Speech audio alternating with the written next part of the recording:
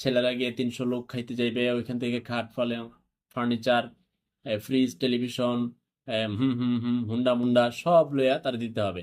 দুই পক্ষের এই বিশাল বড় খরচের একটা আয়োজন রেডি করেছে আজকের সমাজ ব্যবস্থা, যার কারণে বিয়ে কঠিন হয়ে গেছে।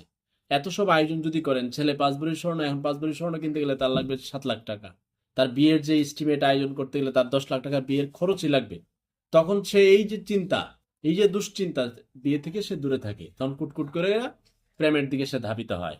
এখন বিয়ে যদি তার সঠিক সময়ে সঠিক টাইমে না করে, তাহলে তো যুবকের মন একটা নারীর প্রতি আকৃষ্ট হয়ে থাকবে, অপরিচিত নারীর ভালোবাসায় মুগ্ধ হয়ে থাকবে।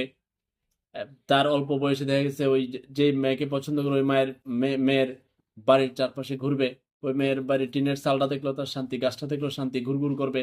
তার মেধা, সময়, স্বাস্থ্য, সৌন্দর্য, যৌবন, জীবন, কেরিয়ার